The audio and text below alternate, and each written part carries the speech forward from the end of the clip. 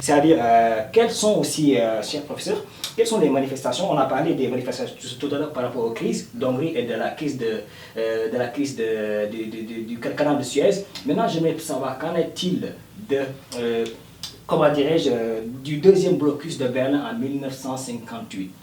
Oui, effectivement, toujours dans les manifestations de la cohésion pacifique, après Hongrie 56, après Canal de Suez en 56, on a la deuxième blocus de Berlin. Je vous ai dit la fois passée que la première blocus de Berlin a eu lieu en 1948 et 1949. Mais la deuxième blocus a eu lieu de 1950 à 1962. Tout simplement, c'est ce deuxième blocus de Berlin, parce que vous savez que Berlin-Ouest a une vue de luxe. Berlin-Ouest a une vue de luxe. Il y a du travail, il y a absolument de tout. Alors que quant à Berlin-Est, il y a la misère, il y a la famine qui a frappé ce qu'on appelle les peuples berlinois de l'Est. Maintenant, qu'est-ce qui va se passer? C'est à partir de cette situation inconfortable pour les Berlinois de l'Est, 3,5 millions de Berlin d'Est, Allemands Est, vont quitter Berlin-Est pour partir à Berlin-Ouest, à la recherche du travail, à la recherche, on peut dire, de quoi à manger. Maintenant, qu'est-ce qui va se passer? Comme 3,5 millions d'Allemands Est quittent Berlin-Est pour aller à Berlin-Ouest, Nikita Khrouchtchev demande aux Occidentaux de mettre un terme à cette situation. Et pourtant, c'est Nikita Khrouchtchev qui repose le problème de Berlin. C'est lui qui repose le problème de Berlin. C'est lui qui a fait des démarches de paix dans la cohésion pacifique en 1959 quand il est parti aux États-Unis, en 1961 à l'Autriche, en 1956 à Londres. C'est lui, Nikita Khrouchtchev, qui va reposer encore le problème de Berlin.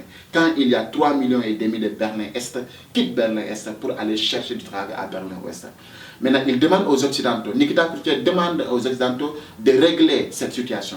Les Occidentaux refusent de régler cette situation parce que ce n'est pas leur affaire.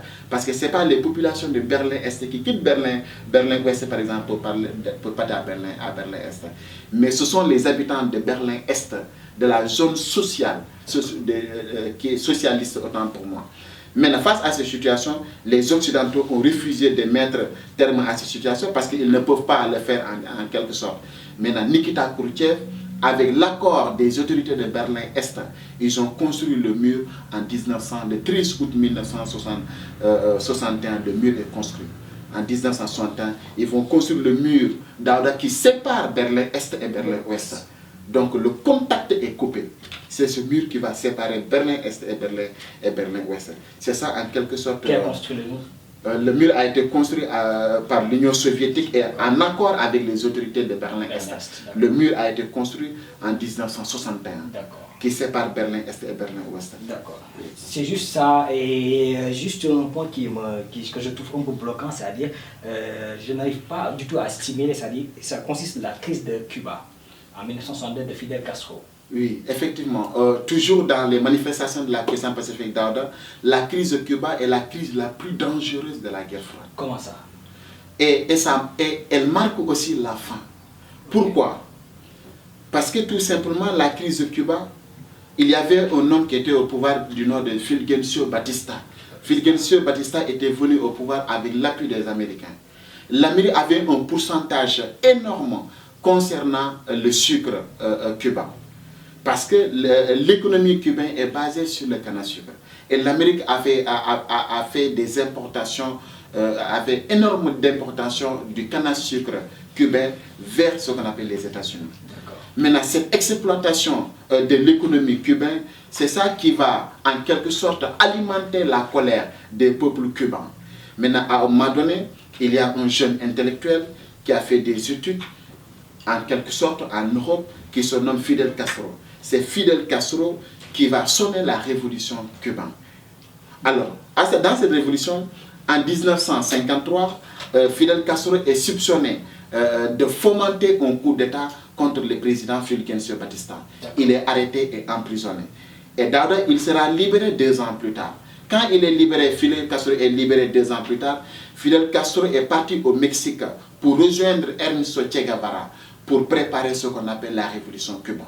Maintenant, au retour à Cuba en janvier 1959, Fidel Castro et son ami Ernesto Che Guevara renversent ce qu'on appelle le dictateur Fulgencio Batista et installent un régime socialiste. À partir de ce moment, les Américains décident de faire ce qu'on appelle des embargos et ainsi de suite, mais ça n'a pas marché. C'est ça qu'on appelle le débarquement des baies de cochon. Et ce débarquement des baies de cochon, c'est le débarquement de l'armée, de mobiliser l'armée, de faire un embargo à Cuba, mais cet embarquement qu'on appelle baie de cochon a complètement échoué. Maintenant, qu'est-ce qui va se passer? Quand Fulgencio Batista a quitté le pouvoir à travers la révolution, maintenant, Fidel Castro, il a instauré un régime socialiste et se tourne vers l'URSS de Nikita Khrouchtchev. Okay. Maintenant, face à cette situation de cette guerre entre les États-Unis et Cuba, l'URSS en a profité pour installer ce qu'on appelle des missiles de rampe pointés dans l'île de Cuba en direction des États-Unis. Maintenant, tous ces missiles pointés vers les États-Unis, l'Amérique était complètement sous menace. Okay. Plusieurs villes américaines, la Maison Blanche, l'Alaska au nord, l'Alaska au nord, autant de villes américaines étaient sous menace, alors qu'une seule frappe détruit la sécurité américaine. Maintenant, face à cette situation, il y a la panique, ainsi de suite. Mais les Américains, pour pouvoir découvrir l'installation de ces missiles sur l'île de Cuba, ils ont envoyé un avion qu'on appelle U-2. C'est U-2 qui a survolé l'île de Cuba. En survolant l'île de Cuba, U-2 a photographié. Au retour, les spécialistes ont étudié ce que U-2 a photographié. Les spécialistes ils se rendent compte que ce sont des missiles pointés vers les États-Unis. Et le président américain John Fitzgerald Kennedy est informé de la situation. Quand il est informé de la situation, John Fitzgerald Kennedy va faire un discours. C'était le 22 octobre 1962. Le 22 octobre 1962, à 19h précis, heure de Washington, John Fitzgerald Kennedy va lancer un ultimatum au président Nikita Khrouchtchev. Et automatiquement, John Fitzgerald Kennedy a mis l'île de Cuba en quarantaine.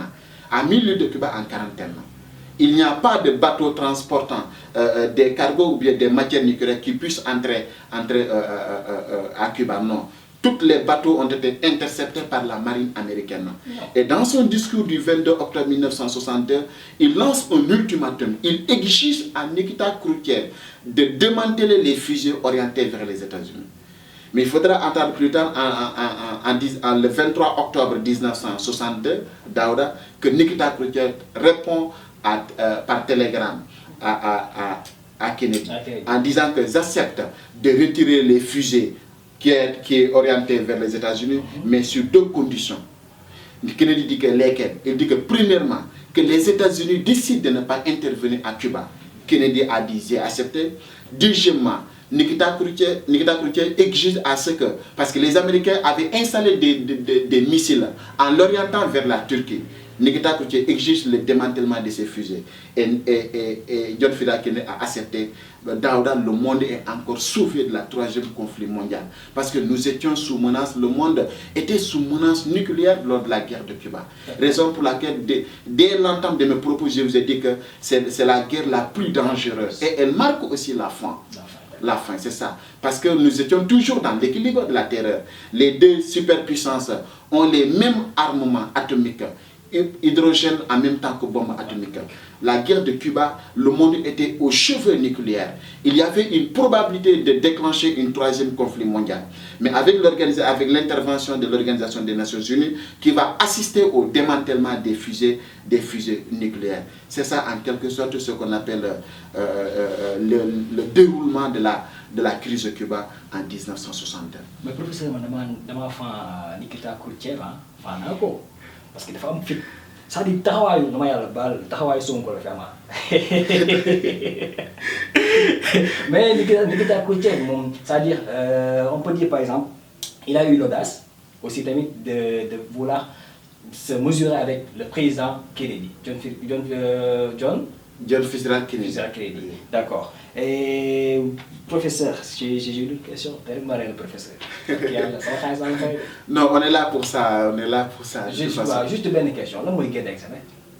Bon, l'examen, Je sais pas ce qui va sortir au bac, mais de toute façon, bon, avec la géopolitique internationale, il faut regarder la géopolitique internationale, surtout la guerre russo-ukrainienne avec les questions de gaz, ainsi de suite, surtout dans le cadre de l'Union européenne, ainsi de suite. D'accord. Bon, donc après, bon, peut-être pour la prochaine fois, on va voir ça. Effectivement. Mais d'accord, juste une dernière question, une toute dernière question, c'est-à-dire, comment s'est manifestée la détente de 1963 à 1975? Juste pour une dernière question. Effectivement, la détente qui a eu lieu de 1963 à 1975, donc Daouda, pour répondre à cette question, l'élève doit comprendre d'abord la crise de Cuba. Maintenant, pour aborder la détente de 63 à 75, l'élève doit immédiatement maîtriser ce qui s'est passé au niveau de la guerre de Cuba. Parce que la guerre de Cuba, je l'ai dit, nous étions dans l'équilibre de la terreur, le monde était au chevet nucléaire, ainsi de suite. Donc à partir de ce moment, les deux superpuissances n'ont pas le choix. Les deux superpuissances doivent s'entendre pour éviter une nouvelle guerre.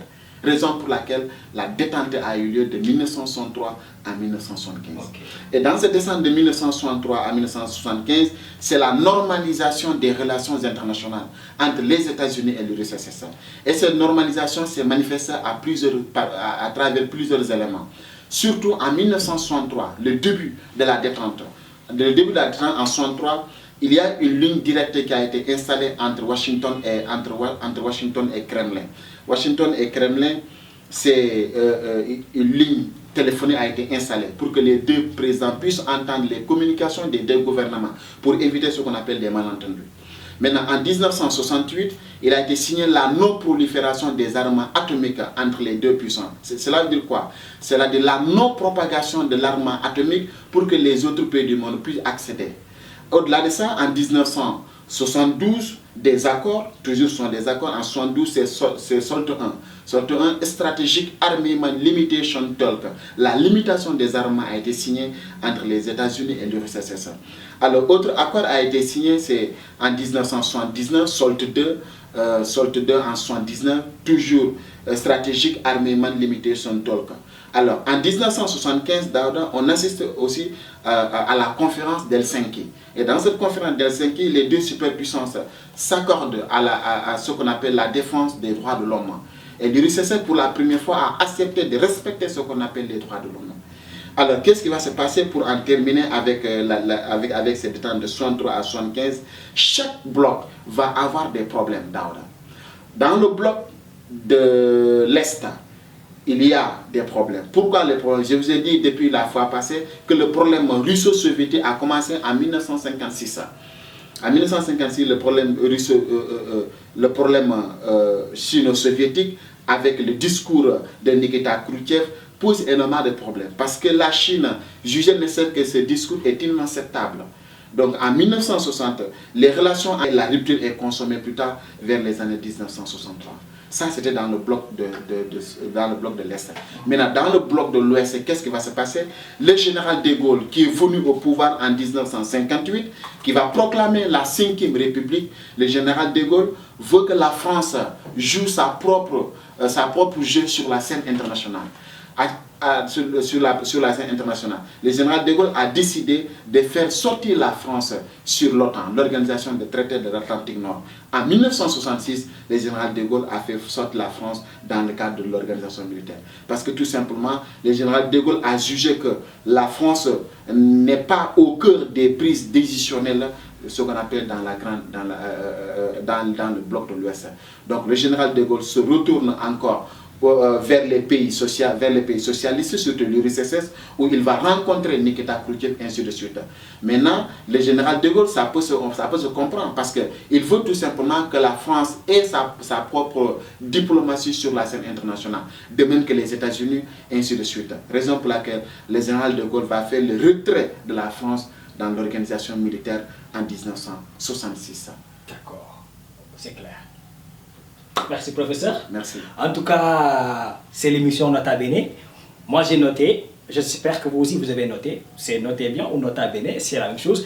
En tout cas, c'est un plaisir de partager ce plateau avec vous. Merci. Pour les révisions, ça avance pour moi. Et je rappelle toujours, notre contrat c'est quoi? de vous faire réussir au bac. C'est ça, de nous faire réussir. Mesdames, messieurs, c'était tout pour aujourd'hui. On vous donne rendez-vous très prochainement sur votre chaîne. Si vous n'êtes pas encore abonné, faites-le pour ne pas manquer d'autres séquences de télévision. À très bientôt.